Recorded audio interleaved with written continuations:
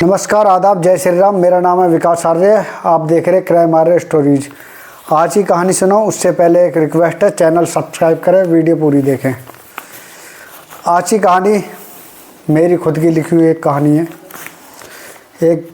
ये भूत की कहानी है। ये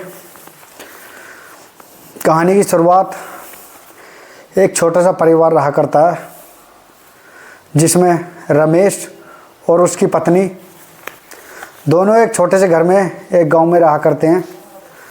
कई साल बीत जाते हैं, लेकिन उनके कोई बच्चा नहीं होता है। बहुत दुआ करते हैं भगवान से कहीं से बच्चा मिल जाए, पूजा पाठ करते हैं, लेकिन कोई बच्चा उनको नसीब नहीं होता है। एक दिन वो बाज़ार में कुछ सामान लेने के लिए पैदल ऐसे रास्ते में जा रहे थे। जाते जाते अचानक उन्हें एक लड़का बच्चा छोटा सा लाल कपड़े में लिपटा हुआ रास्ते में साइड में पड़ा हुआ मिलता है। वो देखते हैं, लगता वो बालक बड़ा हंसमुख और सुंदर था। बच्चे को रमेश उठाकर जो आसपास लोग जो आ रहे थे और रास्ते में जा रहे थे उनसे पूछता है, ये बच्चा आपका तो नहीं। कई लोगों से पूछता है, लेकिन सब यही कहते हैं ये बच्चा हमारा नहीं है। रमेश कहता है, अब किसी का ये बच्चा नहीं है, अब ये मेरा बच्चा है। यही सोचकर रमेश उस बच्चे को अपने घर लेके आ जाते हैं, रमेश और उसकी पत्नी, और उसे बहुत प्यार करते हैं। 3-4 दिन बीत जाते हैं ऐसी। एक दिन रमेश की पत्नी रागिनी उस बच्चे को दूध पिला रही थी निप्पल से। अब दूध पिलाते पिलाते अचानक उसने रागिनी का हाथ पकड़ा, उंगली पकड़कर अपने मुंह में दे ली, और मुंह में देने के बाद उसके काट खाया। उसने दांत मार दिए उसकी उंगली पर।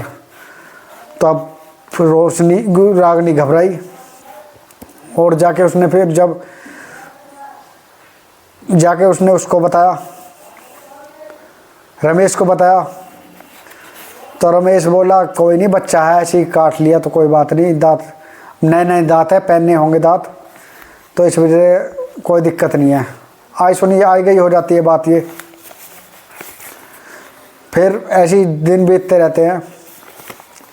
एक दिन फिर रागिनी और रमेश उस बच्चे को लेकर सोए हुए थे बेड पर। रात का समय था, बच्चा उन दोनों के बीच में सोया हुआ था। अचानक रागिनी की आँख खुलती है, लगभग 12-1 बजे आँख खुलती है तो देखती है बच्चा बेड पे नहीं है। उसको आवाज़ आती है कि रसोई में कोई खट या कोई मतलब किसी चीज़ की आवाज़ आती है रसोई के अंदर से। तो वहाँ पे जाके जो देखती वो बहुत ही घबरा जाती है, डर जाती है।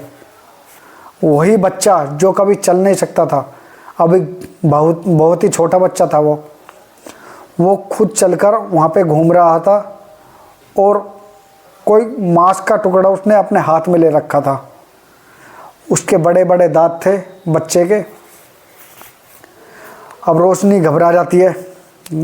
घबराने के बाद वो सोचती, चलो देखती हूँ, उसके पास जाती हूँ।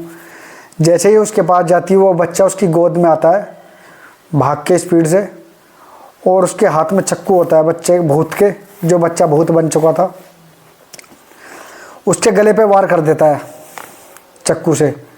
गले पे वार करने के बाद रोशनी नीचे फर्श पर गिर जाती है। फर्श पर गिरने के बाद लहू लुहान हो जाती है। उसके गले से काफ़ी खून बहता रहता है। वो बच्चा क्या करता है, उसकी छाती पर बैठकर रागिनी की अपना मुंह गले तक ले जाकर उस खून को पीने लगता है। पी के अब रागिनी मर चुकी थी, वो पूरा खून पी लेता है। और जब पी लेता है खून, उसके बाद बेड पर जाकर सो जाता है।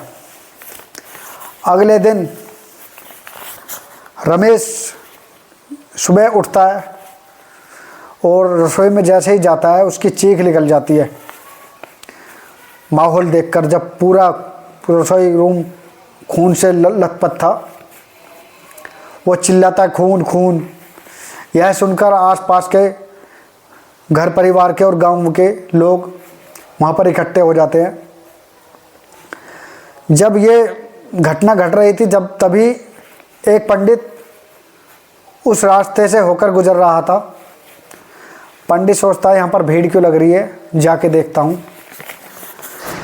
पंडित जी आते हैं, आकर देखते हैं। जैसे ही घर में कदम रखते हैं उनके सामने आईना साफ हो जाता है। वो समझ जाते हैं इस घर में कोई आत्मा का वास है। वो रमेश के पास जाते हैं। रमेश के पास जाने के बाद बताते हैं, बेटा तुम एक बच्चा लाए थे रास्ते से उठाकर। वो बच्चा नहीं, जिस ऑफिस में तुम काम करते हो तुम्हारा दोस्त राकेश है, उस राकेश नाम के बंदे ने तुम पर एक चुड़ैल छुड़वाई है किसी तांत्रिक से कहकर। अब रमेश घबरा जाता, डर जाता है। मेरा अच्छा खासा दोस्त राकेश, घनी मित्रता थी उन दोनों में। वो रमेश फिर बच्चे के पास रूम में जाता है जो सो रहा होता है। देखता है तो बच्चा वहाँ से गायब था, पता नहीं कहाँ पे गायब हो गया। वो फिर सोचता है पंडित जी सही कह रहे हैं। फिर पंडित जी बोलते मेरे पास उसका इलाज है, तुम मेरे साथ चलो, उस तांत्रिक के पास चलते हैं जिसने ये चुड़ैल छोड़ी है। अब रमेश, पंडित जी और गांव के जो कुछ लोग तांत्रिक के पास जाते हैं। तांत्रिक रमेश को देखने के बाद हंसता है और बोलता है तू अभी मरा नहीं है, तुझे अभी जो मैंने चुड़ैल भेजी उसने तुझे अभी मारा नहीं है। तो तभी पंडित जी बोलते ये तो मरा नहीं है लेकिन आज तुम मरोगे। इतने जब मैं बात कर रहे थे वो छोटा बच्चा वहाँ पर आ जाता है भूत का रूप धारण करके और हंसने लगता है भूतों की तरह, चुड़ैल की तरह, और बोलता है रमेश आज तुझे मैं मार दूंगा रात तक। पंडित जी बोलते हैं मारेगा तो तब जब मैं तुझे मारन दूंगा। मुझे पता है तेरी जान एक उस पेड़ के घड़ा, उस पेड़ पर जो घड़ा लटक रहा है उस घड़े के अंदर है। पंडित जी उस घड़े के पास जाते हैं, अपनी जेब से भभूत निकालते, जो मंत्र भरी भभूत थी उनकी, उसे सीधे हाथ में लेते हैं भभूत को और मंत्र पढ़कर उस घड़े पर डालने लगते हैं। जैसे ही डाल रहे तो पूरा घड़ा वो आग से लाल हो गया था और लाल होकर तुरंत फट गया था। जैसे ही घड़ा फटा था उसके बाद वो जो छोटा बच्चा भूत चुड़ैल था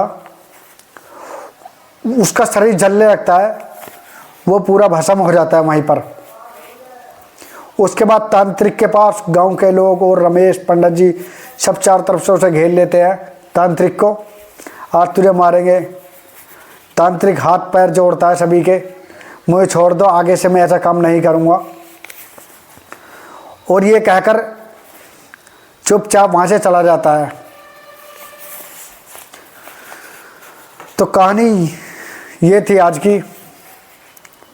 कहानी कैसी लगी कमेंट करके ज़रूर बताएं। चैनल सब्सक्राइब ज़रूर करें। बहुत मेहनत करता हूँ मैं, खुद की लिखी हुई कहानी है मेरी। तो सभी भाइयों से, बहनों से, सभी से विनती है चैनल ज़रूर सब्सक्राइब करें और किस टॉपिक पर मैं वीडियो बनाऊं ये ज़रूर बताएं मुझे कमेंट करके। जय श्री राम।